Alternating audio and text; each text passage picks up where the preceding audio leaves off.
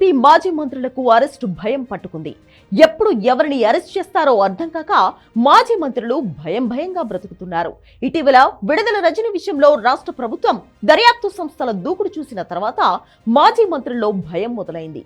విడుదల రజని తర్వాత ఒకరిద్దరు మాజీ మంత్రులపై ఫోకస్ పెట్టే అవకాశం ఉందనే ప్రచారం జరిగింది.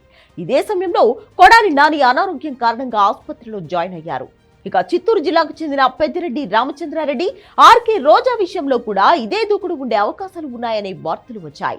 అయితే ఇప్పుడు రోజా తనను తాను కాపాడుకునేందుకు చాలా కష్టాలు పడుతున్నట్లు రాజకీయ వర్గాలు అంటున్నాయి. ఇప్పుడు టీడీపీతో రాజీ కోసం ఆర్కే రోజా ప్రయత్నాలు చేస్తున్నట్లు సమాచారం.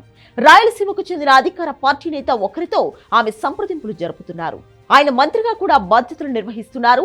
ఇటీవల ఆర్కే రోజాను ఆయన తన ఇంటికి కూడా ఆహ్వానించారట. ఆమెతో రాజకీయ చర్చలే కాకుండా ఆమెకు సంబంధించిన పనులు కూడా ఆయన చేసి పెట్టినట్లు సమాచారం.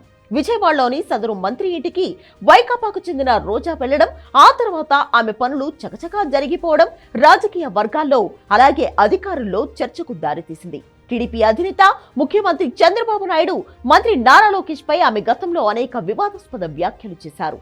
అలాంటి రోజాను ఏ విధంగా మంత్రి ఇంటికి రానిచ్చారు అనేది ఇప్పుడు ప్రధానంగా వినపడుతున్న ప్రశ్న. రోజా మంత్రిగా ఉన్న సమయంలో కూడా లోకేష్ ను ఎంతో అవమానకరంగా మాట్లాడిన సందర్భాలు ఉన్నాయి.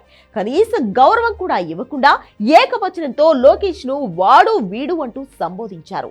అసెంబ్లీలో కూడా చంద్రబాబు గురించి, ఆయన భార్య గురించి, లోకేష్ భార్య గురించి కూడా రోజా అసహ్యంగా మాట్లాడిన సందర్భాలు ఉన్నాయి.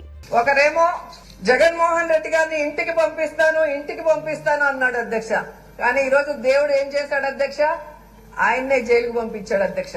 ఇంకోడేమో జగన్మోహన్ రెడ్డికి భయం ఎలా ఉంటుందో పరిచయం చేస్తానన్నాడు అధ్యక్ష. ఆ స్టేట్మెంట్లు ఇచ్చినోడు ఈ రోజు భయపడి స్టేట్ వదిలి ఢిల్లీకి పారిపోయాడు అధ్యక్ష.